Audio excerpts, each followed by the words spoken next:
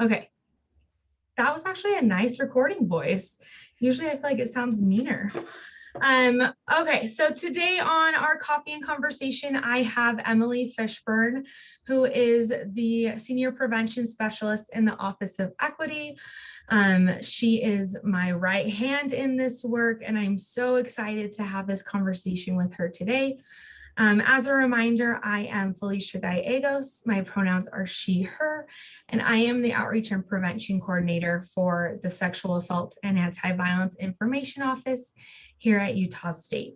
So I am going to go ahead and just get right into the conversation by asking Emmalee to tell us a little bit about her role within the university.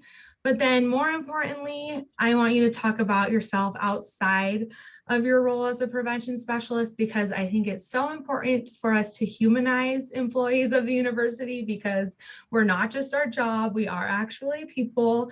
So tell us a little bit about your position and then also who you are outside of work. I love that. Awesome. Well, hi, everybody. Like Felicia said, my name is Emmalee Fishburn. I also use she, her pronouns, and I am Utah State Senior Prevention Specialist in the Office of Equity. The Office of Equity is the institution's oversight and compliance office related to non-discrimination laws and policies. Essentially, what that means is that we are the office that is tasked with responding to issues related to discrimination and sexual misconduct in terms of providing education and training related to those issues, accommodations related to those issues, and conducting the formal processes that someone could pursue if they decided that they wanted to related to an experience of sexual misconduct or discrimination. So what I and my team do as prevention specialists is we are the ones that provide all of the education and training related to discrimination and sexual misconduct issues system-wide. And so our focus ends up being a lot on compliance related training. So what do people need to know about university policies and procedures related to these issues? We spend some time educating individuals who have been reported for engaging in these behaviors, what we call respondents, in our process. And then lastly, we spend a lot of time collaborating with Felicia and the rest of the Savvy team to provide more of those what are considered to be primary prevention type trainings and educational moments. So where we're really emphasizing behaviors like consent and boundary setting and effective communication and healthy relationships as a way to stop people from engaging in sexual misconduct or discriminatory behaviors in the first place. So holistically, that's what we do. I sit on a lot of other committees. I help make sure campus climate surveys happen. So there's a number of other just like duties as assigned that come into play for me, but the majority of my time is spent preparing for trainings and conducting trainings and evaluating trainings at the institution. Let's see, as a human. So basically everything is yes. What your job is when it comes to prevention work. Oh man. As a human, I am originally from the Midwest. I was born and raised in Omaha, Nebraska. I have a bachelor's degree in biology and a master's degree in public health. And so I've always wanted to be someone that helped people. For a while, I thought that meant being like a medical provider, and realized that that's not what I really wanted to do with my life after I did more shadowing. No shade to anybody who does that work. It's very important work, but it wasn't the kind of helping people that I realized I wanted to do. And so I think that's what really set me on like my current career path and career trajectory. You know, I think outside of work, a lot of my time ends up getting spent outside. So living in Utah is really fun for me. I love hiking. I love camping. I love rock climbing and bike riding and all of the fun things that you get to do outside in this state. You know, as someone who is from a flat state, you can't do a lot of these things very effectively in those places. And so living in Utah has been a lot of fun for me in those respects. I'm a reader. Harry Potter, you know, poster usually gives that away for most people. I love to cook. I like to bake, but I'm not as great at it. Most of my cookies and brownies end up being flat, but it's fine. I eat them anyway. Trying to think if there's anything else. I do enjoy traveling. And so I'm excited that, you know, COVID is starting to shift away a little bit and we can do some traveling. I've lived in lots of different places throughout the United States. So I have lots of people all over the place. And so I like to travel and see them. That's usually how I spend my vacation hours every year, is going and visiting friends and family throughout the country. So looking forward to being able to do that again now that COVID is somewhat shifting away. Love that. Love that. Yeah, I just heard that Disneyland is like has permission to open up. And my friend has already booked tickets like every month, or booked a hotel every month, just Oh my goodness, for that is whenever they open. dedication. Amusement Well, parks are not really my jam, but you know. Like, no, that's not where I'm traveling. Yeah. That is not where I travel. No, not usually. Okay. So what you kind of touched on this a little bit, but what led you to doing sexual violence prevention as a profession? Mm-hmm. I honestly fell into it. I think, you know, the story that I usually As tell. for many of us. Yeah, I know, right? It's an interesting path that I think that what I notice more and more of our current students is that it's something that's actually been on their mind for a long time and something that they've been like trying to do academically or professionally for a while. But yeah, I fell into it. The story that I usually tell when I get asked this question is I was in a sorority in undergrad, and my senior year of college and being chapter president, I had a chapter member who came to me and disclosed that she was sexually assaulted by one of her brother's friends. And I had absolutely no idea how to help her, had no idea how to respond, had never been coached on that. It had never occurred to me that I was going to have to help somebody through this situation. Mm-hmm. And so that experience really, I think, stayed in my brain as I was preparing to graduate from college and making decisions about my professional life. And I ended up taking a one-year grant-funded position in Colorado after undergrad and taught sex ed for middle and high school students, and really realized that I fell in love with teaching and teaching about these issues specifically, right? Like, what does it mean to have a healthy relationship? What does it mean to have a healthy sexuality and to be okay with your body and how you interact and engage with other people? And so when I went back to get my master's degree, I had full intentions of going back to work with younger kiddos. But I fell into working with college students. I mean, A, there's more job security, but also B, like that was how I got my internships when I was getting my master's degree. I was a graduate assistant in the sexuality research lab that was at my institution. And I worked for like a pregnancy resource center in the community while I was a grad student. And I ended up working in the dean's office and did bystander intervention programming as a graduate assistant. So there were just so many ways that I like fell into doing the work. And as I was preparing to graduate with my master's, a position opened up in our sexual violence education center that I applied for and got. And so that's really, I think, what set me on the pathway. So I think what I think about a lot is just like those small moments or those small decisions that I made over time that led me here and made me realize that like, this is a really profound way of helping people that I just didn't even realize was an opportunity when I was younger. Yeah. Was it always like a prevention once you kind of like fell into this niche?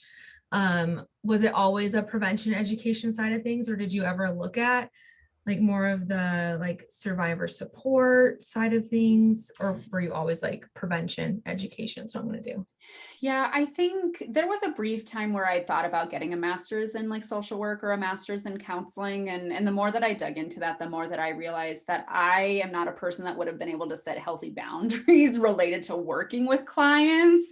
And like I would have taken their stories home with me. And I think that that would have really had a dramatic impact on me. And so I feel like it pretty much has been prevention education most of the way, just knowing that it's easier for me to leave work at work in the work that I do than it would be for me to, I think, leave work at work if I was directly supporting victims and clients. And so I think that that was a really important lesson for me to learn early on in making decisions about my career path. And I have, so much respect for individuals that are victim advocates and do that particular work. I just know from me, like that would not have been a healthy like career path to wander down. Definitely. So my next question for you is because doing this work is different than just like, let me back up. Doing this work is different in the sense that we are working with humans and humanity, and it's not something that we can just come to work and do A, B, C, D, punch in the numbers, we're working with lives. And so how do you navigate that? What values do you carry into this work each day? Yeah. What values do you carry into work? I think There was a really awesome community educator and advocate that I worked with when I was working at Indiana University prior to my time coming to Utah State. And they had this really great mindset where they talked about how all people cause harm to other people because it's part of being a human being. But how we respond when people cause harm to other people is like a really important testament of education and programming efforts and those kinds of things. And so that was such a really profound shift for me at the time that I was working with that community-based educator and advocate. And it really, I think, set me down this trajectory of realizing that like equity and fairness are some values that I bring into the work, but so are things like transparency and understanding people's humanity, and also really recognizing that there are certain systems and structures that are set up in society that are going to guarantee that people fail, right? And so thinking about like, if we don't teach young people about boundaries or about consent or about healthy relationships, they are not going to be able to do those things, right? Like they're not going to build the skills just magically on their own. Some of them will, but those are the lucky ones, right? Like for most of us, if we don't get that skill building at a young age, if we don't have the opportunity to have those kinds of conversations, we don't know how to do it in real life, right? And I think that that is a big value for me, is just like understanding where people are at, even though it frustrates me that we don't do certain things to set people up for success, that we don't invest in people enough where they wouldn't engage in these kinds of behaviors, or they don't even get the opportunity to make different choices about these kinds of behaviors because they haven't been taught how to make different choices or the choices that exist for them. Right. And so I think that, you know, at the end of the day, as an educator, I really see my role as just making sure that people have choices and that they have skills that allow them to actually have those choices in the end. And I think that that's been an interesting thing to really come to as I continue to do this work. This is year 6, year 7, I don't know, of doing this work. And so, you know, there's a lot that I'm learning as I go along. And I think it's important for us to acknowledge that it's not just college age students who need to do the skill building. It's also our students, faculty, and staff across the board who need to be doing this learning. I mean, we provide trainings on like effective workplace boundary setting for groups, and we'll get feedback from them that says, wow, I never really thought about XYZ thing that you brought up in the training. And I'm like, yeah, right. Like, and I've been in the workforce for 25 years. Yeah, exactly. Yeah. And so I think that for me, that really speaks to the value of like instilling this sense of lifelong learning as well. And I think that that's for me something that I try to really carry into the work, is recognizing that we all should be lifelong learners. And I think that if we set up our training and our education to acknowledge that we don't get it right all the time, we're actually going to keep people in the room, and we're going to keep them coming back to receive the education and training because they are being respected in the space and they're being treated like the full complicated human beings that they are. Right. Well, and I think that the values that you possess and bring into this work really demonstrate the new approach to prevention that we're seeing in the field in general. For those like who are watching this who don't have an understanding of like gender-based violence work in the background, like first of all, prevention is new in general. It's something that the reason we titled this Prevention Beyond Compliance is because for a long time, any training or events were just compliance based, right? It was what's mandated for us to do. What messaging do we have to put out there as institutions or organizations to be compliant with federal mandates? But we're shifting as a society to how are we going to actually prevent violence from happening? Let's go beyond just the bare minimum compliance, and let's really create a culture where violence stops happening. And that's not even just within organizations. I think that that's us as a society, is where we're in a spot where we're starting to have hard conversations, not just about sexual violence, but across the board, and really starting to challenge the narrative to create a safer world for everybody. And I think that in doing so, it is so important that we navigate that well, and we navigate those waters well. And too often it's a very shamey approach, calling out. But I think what you were talking about, this valuing the human dignity of every person, right? And as you do your work is such a great approach, and something that you and I both value. You know, when I started doing this work, I was told you have to be careful or be aware when you go in and do presentations that there's likely a survivor in the room. Statistically, there's likely a survivor in the room. And I've told you this story before, and so I was always aware, like, make sure that I'm sensitive, what I'm saying. Yep.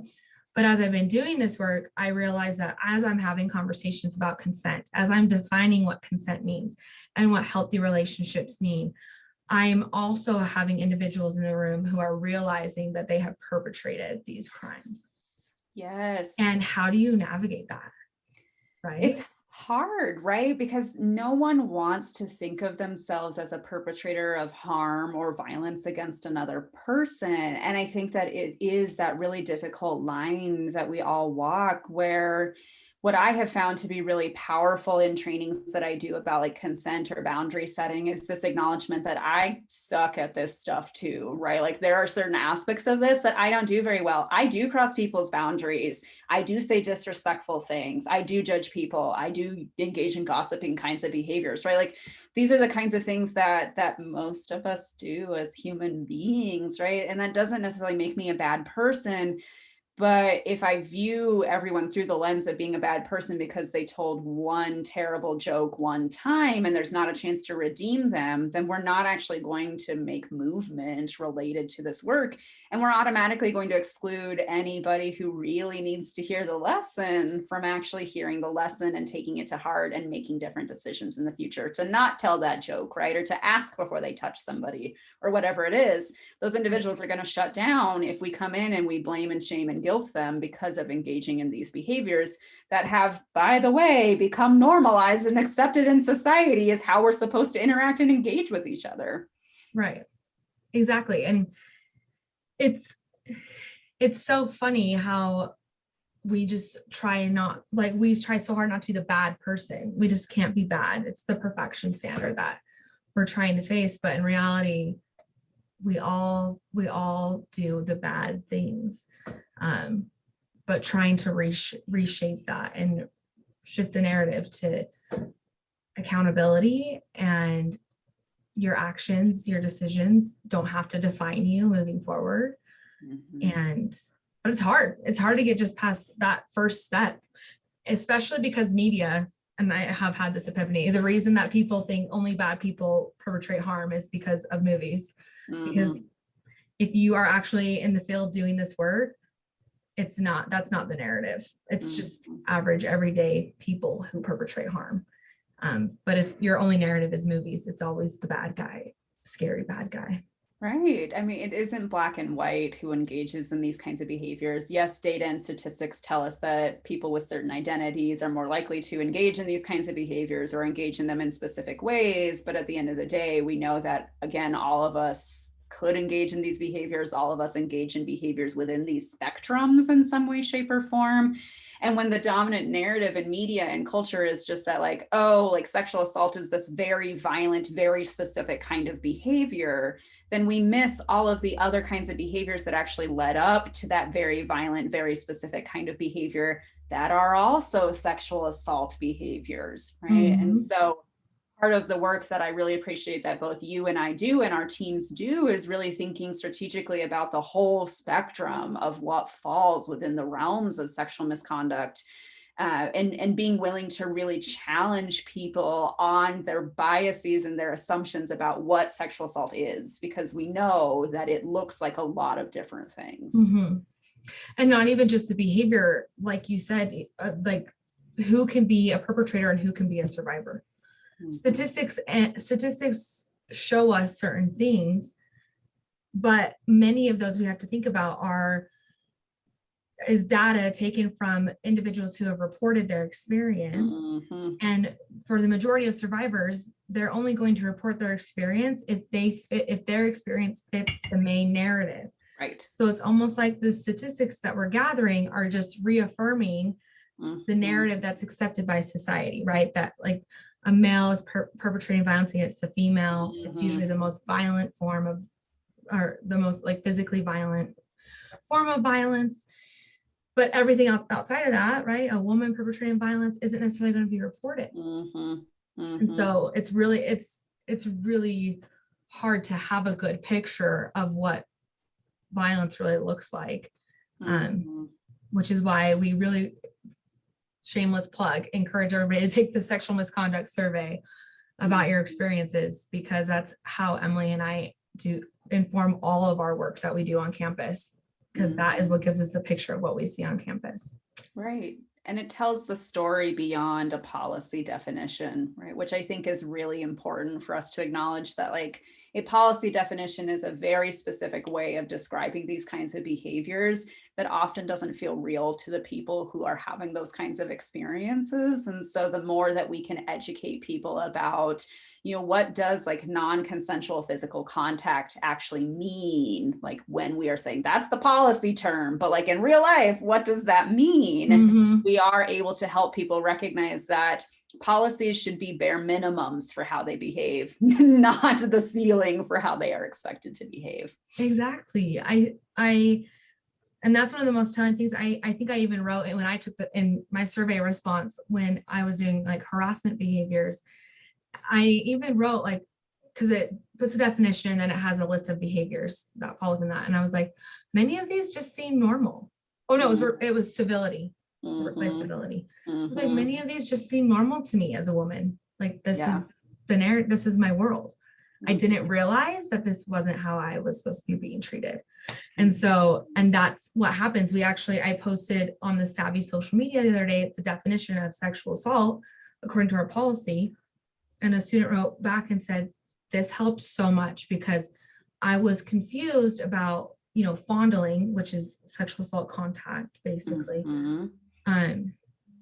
non-consensual sexual touching, being put under this label of sexual assault. I was like, that's not sexual assault, because in their mind, they were like, only penetrative assault is sexual assault. But to see the definition and that's included in a sexual assault, they were like, well, of course that person was sexually assaulted. Right. And so they're like, I'm going to believe this. I'm going to believe the survivor. And I'm like, yes. And that's the goal with definitions, right? Is that we want more individuals to be believed and to feel like they can come forward about their experience, because that was a sexual assault. It doesn't have to fit that narrative we only see in movies. Yeah, absolutely. So sorry, we were going on tangents, but not sorry at the same time. So this has kind of been what we've been talking about, but what makes, if you wanted to add anything, and we could probably go on and on about this, but what makes violence prevention work complex for you? What are your biggest barriers in this work? Yeah, I think, the first barrier that comes to mind is absolutely thinking about how people were taught what is and isn't appropriate conduct, right? And there's so many layers that make that messy, right? It's thinking about like your broader cultural dynamics. So like, what part of the United States did you grow up in? What part of the world did you grow up in, right? But also like, who raised you? How did they raise you? What did you learn about these behaviors by witnessing other people engaging in them or not engaging them in at school or in your friend circle or your religious community, or, whatever it is. And I think that that's the tricky piece, is that once someone gets to us in college, whether it's their college student or they are an employee that is working for our institution, we now are trying to undo years and years and years of lessons about behaviors that are not actually okay and are not great. An example that I always give in this front is thinking about, the transition from high school to college related to sexually harassing behaviors often feels really stark, right? So like, students come into the college environment, they're like, wait, I can't tell jokes anymore, or I can't like touch people without permission. And I used to do that all the time in high school. That was just how we interacted and engaged with each other. And it's like, yeah, but it still wasn't okay in high school, even if you didn't get called out for it, right? And so it is like helping people through, again, those epiphanies of, oh, I've done these things before and that's not great. But also, I was taught that these behaviors were okay. So why are you now all of a sudden telling me that they're not okay? I think that's what makes things really messy and complex when it comes to violence prevention, is that we have different expectations around the world as far as how we interact and engage with people, and the kinds of behaviors that are and are not okay in a work environment, in an academic setting, in a relationship dynamic. And so what I find as an educator is it's important to be sensitive to those differences while also gently pushing at the differences that are not actually okay. Mm-hmm. And I think that that balancing act can be really challenging when we're interacting with certain groups of people who either have very strongly held beliefs or entrenched beliefs about certain kinds of behaviors, or again, like their home culture, their home environment said, no, this is how you treat XYZ person with this identity in this space. And those, I think, are some of the biggest things that make it complicated, is just the society that we live in. We are a microcosm of that society as individuals, but also as a university system holistically. And as much as I would love to be able to say, starting at age 2, everyone needs to learn about consent and boundaries and healthy relationships, et cetera, that's just not realistic in the society that we live in right now. And so part of it is thinking about, okay, I'm given this opportunity to educate these employees and these students at this moment in their life. How do I use that effectively? And how do I do it in a caring, compassionate, and respectful way that doesn't tell them what you've been taught is wrong, even if it probably was in some respects. Yeah. And more of being able to say, I want you to think about making a different choice, right? What does it look like for you to get in the habit of asking people permission to like borrow their stapler instead of assuming that you can borrow it, right? It's all of those kinds of things that make it messy and complicated, and people's own internal reactions and emotions also make things complicated. So how they view the training content really impacts what they do with the training content. So if they come into a space and they're resistant, or they come into a space and they're like, Emmalee is just saying that how I was raised was wrong, then like, we're not really going to get anywhere with those individuals, and they're likely not going to make possibly different and possibly healthier choices in the future because of that. Right.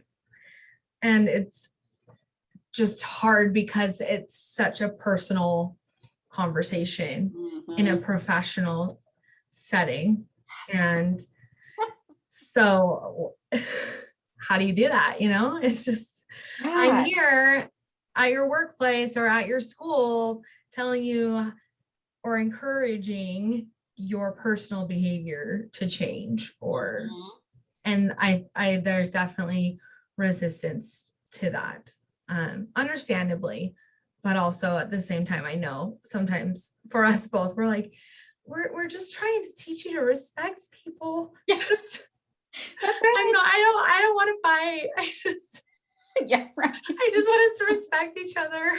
Yeah, I know, right? That's the hope and the goal. And I think for some individuals, they also struggle with being able to make the connection that the university feels like it's important to educate them about how to just be a better human being beyond just being like a good worker or a good student. And I think that sometimes individuals struggle to see that what we are actually training them and teaching them to do does allow them to be that better student, to be that better employee, even if it feels like totally disconnected. The connection is there, and we make intentional choices about the training content for that exact reason.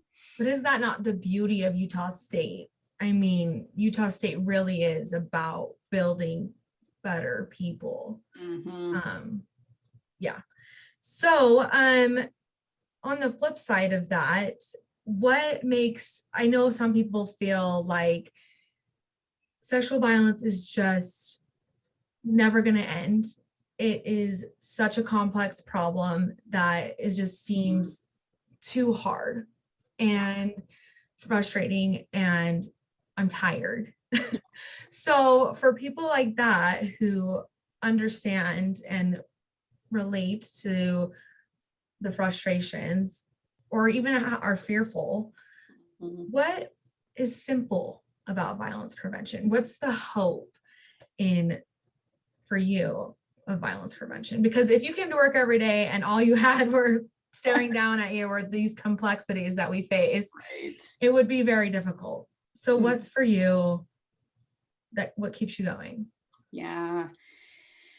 I think the biggest piece for me is this recognition that the skills that prevent sexual misconduct issues and violence from happening are skills that are possible for all of us to acquire in some way, shape, and form, and to use in some way, shape, and form.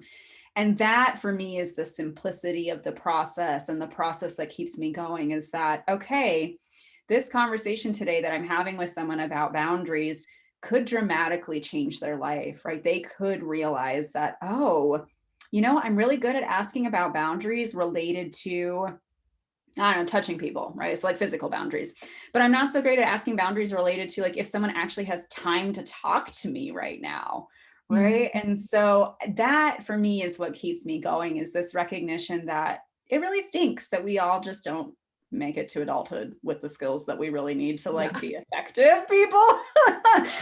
But I think that for me then just demonstrates that you can still learn them at any age, right? And you can still make different choices at any age. And that for me is the simplicity, the piece that says that one conversation that I had that one time with that group of 30 students about boundary setting, even if all 30 of them didn't leave that training being like, this was the best training ever, and I'm going to use it in my life.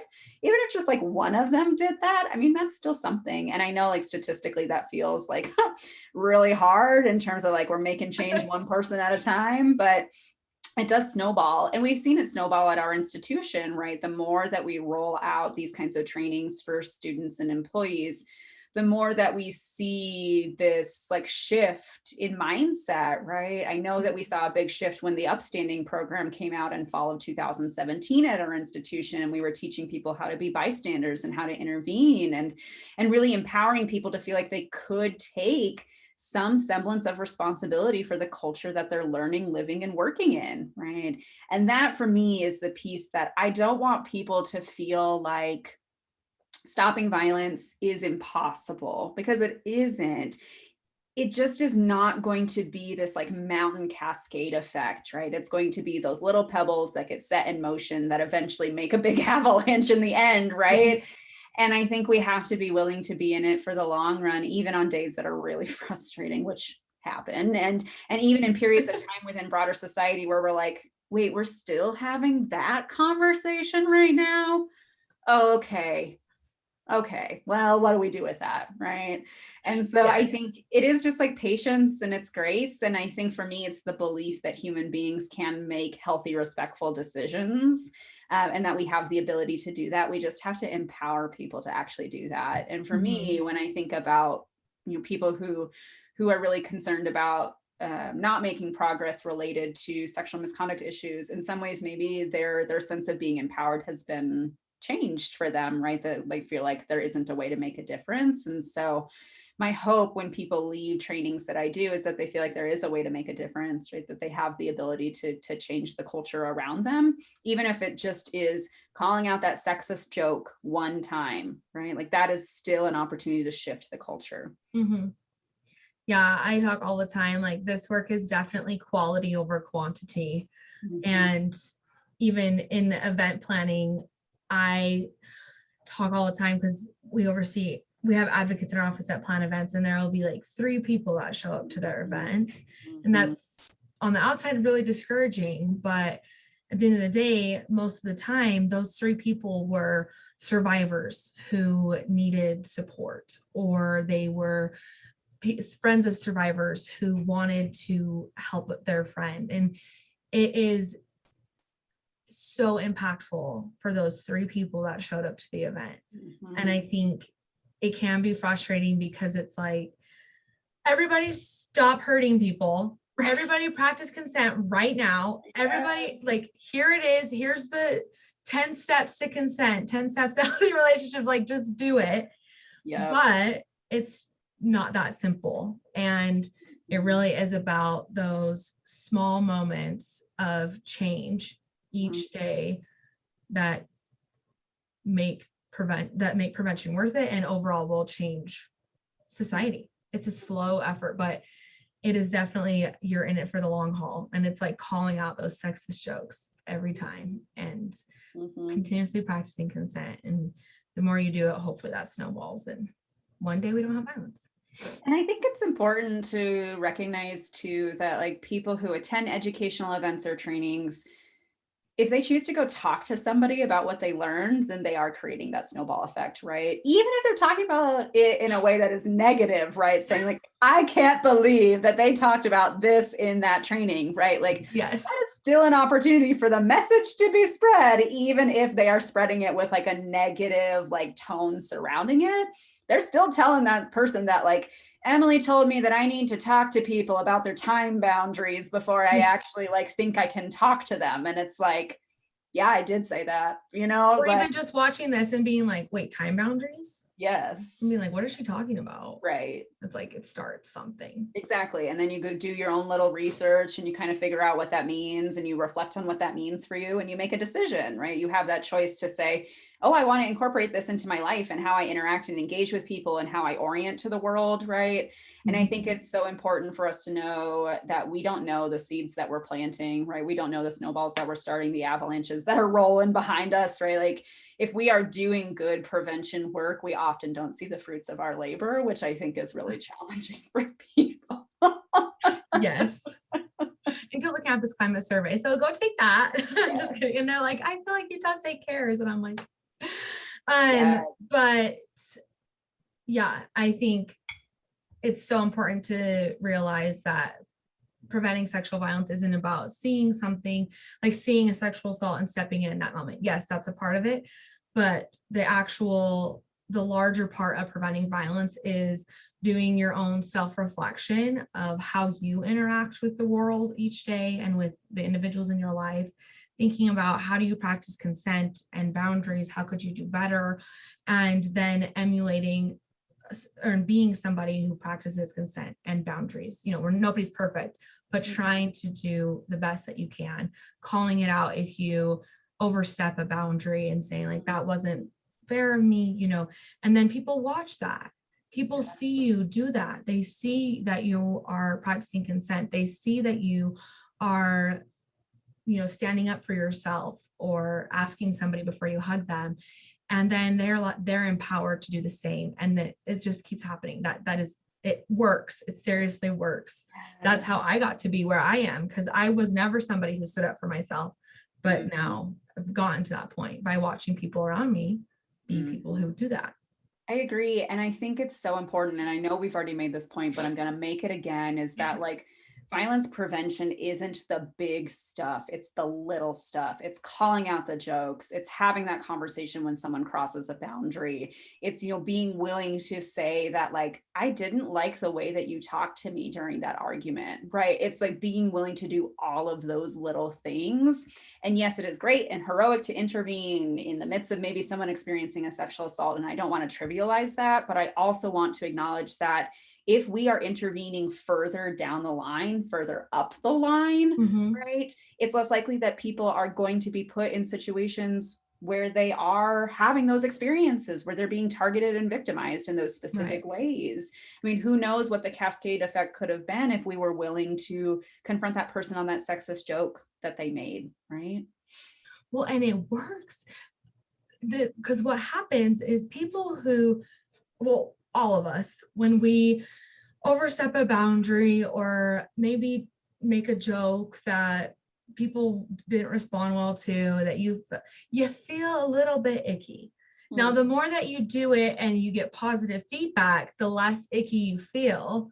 And it maybe becomes more and more part of your personality because you get positive feedback for it. Yep. But there is at your core this like icky part, because you are violating or offending somebody else with your actions or with your words. And so the reason that violence persists is because we're in a culture right now that doesn't discourage the behavior. It doesn't, in some places it promotes it, in some places there's just silence, right? But we're not in a place where it's actively discouraging the behavior of sexist jokes or, slapping somebody on the bottom, or like all of this behavior, catcalling, is still encouraged in our society, or at least not discouraged. But if we can become a society where we speak up and say like, that's not cool, which I'm going to tell you right now, there are more people in the room that are going to agree with you that that's not cool. like they all feel icky about it too. Even if it's their best friend that they're talking to and telling that joke to, their friend doesn't feel comfortable hearing that sexist joke. They don't feel comfortable. They don't like it. I promise you. And so if we call it out, if we become a culture of discouragement, then those people will be like, well, stop making the jokes, and their behavior will change, because they'll resort back to like, I don't need to do this as part of my personality. I don't need this icky part in my personality, because it makes me feel icky too, but I've just done it because I've gotten positive reinforcement for so long. Yes. It's almost a relief for even perpetrators of violence to be put in a world where it's like, look, I don't like the way that you behaved, or I don't agree with your actions. You're not a bad person. You're not horrible because of it, but you don't have to act that way. It's almost a relief for them over time to not have to act in that way, if that makes sense. But it does. We have to become a world that like actively discourages the behavior, because it won't grow in a environment that's discouraging. Yeah, it's so true. As you were talking, Felicia, I was thinking a lot about the points that I make in our power dynamics training that we do in the Office of Equity, where we talk about like why people get power and how people choose to use power. And I think it's important for us to acknowledge that when we don't call out sexist jokes, when we don't call out people for using abusive language in conflict, we are giving them power to continue to engage in those behaviors. And like you said, the more that they get reinforced, the more often that people laugh at that joke, or the more often that people are just like, oh, they were in a bad mood, so it's totally fine for them to do name calling in this conflict, right? Like the more that we make those behaviors permissible, the more power we give to the people who engage in them. And they're sucking the power out of the room from everybody else, right? I mean, we are essentially giving away our power to other people, and the power to create the society that we want to be living in, which I hope most of us would assume should be a respectful, caring, kind, and considerate society, right? And so I think it's so important for us to also acknowledge that like we empower people in both positive and negative ways to engage in behaviors. And we want to be shifting that mindset to empowering the positive, healthy behaviors and depowering or disempowering the negative, unhealthy behaviors. Right. But I think we also have to just to touch on that and close up this thought process. This thought is, you know, we also have to recognize that there's a reason that it's hard to discourage, right? There are barriers for us to stepping in and saying something, or for speaking up for ourselves and saying that we're uncomfortable. And those are very real. And I think a lot of my work that I do, especially with women and talking about healthy relationships, you know, it becomes an empowerment talk. And it's simply, you know, I have found the most healing in women who are in abusive relationships by telling them, you have the right to be treated respectfully. It's so sad that we just simply haven't been told that in our lives. Rather, the messaging we receive is comply, you know, just don't disturb the peace. Make sure that everybody's happy, right? And so it's very real, the pressure we experience to not speak up, to not say something. And so we have to look within ourselves and think about, you know, what is it within me that makes it difficult for me to speak up? But then know at the end of the day, like, you have the right to speak up. You have the right to say something in your relationship or your workplace environment. And it should be a safe space to say that. And if it's not, you know, seek support services. Let's talk through it. Let's talk about that relationship in more depth than we have here in this conversation. But just knowing that we have that right to discourage the behavior, I think is important. I agree. Yep. And that, I think, ends up being one of the most pivotal moments of the boundary setting training that we provide in the Office of Equity, is when people realize that that is actually true for them, right? That like they can say something. And right? you don't have to, and when it comes to boundaries, you don't have to justify your boundaries. Right. Yep. It seems like, I don't want you to hug me, and da, da, da, da, like this is why. Like it feels Yep. like you have to say that. No, you can just say, I don't want you to hug me. Yep. You don't owe anybody a justification for your boundaries. They should just respect your boundaries. Exactly.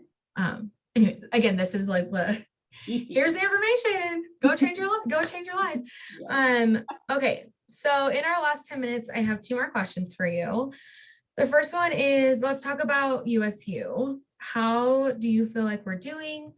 How can we do better? What's your dream for USU on the prevention side of things? Just Yeah, that's a good question. So I've been at Utah State since September of 2018. So, rounding out, I guess, my 3rd academic year now at the institution. And I think where I feel like we are at is we're coming to a better understanding of the spectrum of sexual misconduct issues, right? We're again starting to understand the things that you and I have been talking about this entire time of like sexual assault isn't just insert thing here. It is also all of these other things too. Right. And so I'm definitely, I think, seeing movement amongst both students and employees in that front as far as recognizing the various types of sexual misconduct that exist, right? The various ways that these behaviors can happen. I think where I am seeing opportunities for growth and improvement is just continued dialogues about consent and boundary setting and healthy relationships and what those actually mean in reality, right? I think what I'm noticing is that people are like, oh yeah, healthy communication, I got this, right? And then it's like, I don't think we got this, right? Because then we're still getting reports about people engaging in not healthy relationship dynamics and not healthy communication. And so for me, I think part of it is I would love to see the institution continue to be ongoing learners, right? To recognize that a one-time 60-minute training isn't enough, right? That we need to have ongoing training series and ongoing dialogues. And we all need to make that commitment amongst ourselves that this is important and valuable training content and education content, and we want to engage with it and we want to take it seriously, and we want to continue to learn about how we can incorporate it into our work. I think the other pieces where we can continue to learn and grow is thinking about who are our demographics and being more strategic about them. So thinking about, we have a large percentage of our student body who is married. We have a large percentage of our student body who has kids, right? How are we speaking to those individuals, right? I think in some ways we aren't. We're not necessarily talking about the ways that this training and education can be useful to them in a different type of relationship dynamic, or how they can share it with their children, right? And so I think that there are opportunities for us to learn and grow in those areas. I think the institution also has some opportunities to learn and grow in talking about the intersections of how sexual misconduct connects to other identities that people have. And we're not yet at a point where we're having those really frank conversations. So I think my dream for Utah State moving forward is just to continue to build on the work that we've been doing the past, roughly 4 or 5 years, much more intentionally than we were prior to that time.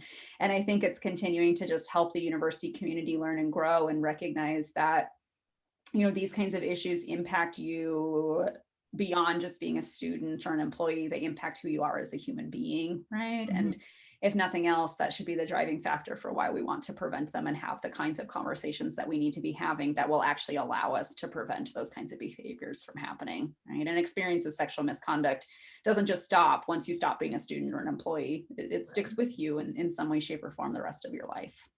Right. Definitely. And then my final question for you that I ask everybody during this series is, if there was one thing that you want participants to take away from this conversation today, what would it be? Ooh. I think the biggest thing that I try to tell people in my trainings, and I think it's a fair thing to repeat here, is just that your past actions and behaviors are not your future destiny, and neither are the lessons that you've learned in the past. They're not your future destiny. So I think about myself as someone who really didn't have healthy relationship dynamics modeled for me. And so as I navigate my own intimate and romantic relationships, in some ways I feel like I'm flying by the seat of my pants, right? I know that I don't want to emulate what I was taught in the past about how to be in a romantic or an intimate relationship with someone. But I also don't exactly know where I want to go in the future, right? And I think it's important for us to acknowledge that just because things were modeled for us in the past, or just because we made certain kinds of decisions in the past, doesn't mean that we can't choose a different path going forward. And in fact, it does mean that we can choose a different path going forward if that's really what we want to do. And so I hope that that's something that people take away from this conversation, is that we can learn and grow. We are not solidly defined people when we turn like 18 or whatever it is, right? That like as human beings, we constantly are changing and growing. And if we're willing to be open to that process of constant change and grow, then we are able to become more respectful, kind, caring, and compassionate people. And we are able to do the hard work, like shifting societal norms and expectations around violent kinds of behaviors. Yeah, that's wonderful. Yeah, it's incredible to me how many individuals hold their past against themselves today. And understandable. I understand where that's coming from, but also like you get to choose who you are today. And that applies to this work as well. So I love that message. So we just have a couple minutes left. I will open it up to those of you that are here. If you have any questions, you can go ahead and type them in the chat or unmute yourself and ask them of Emmalee or myself or both of us. But if not, we will close out the conversation.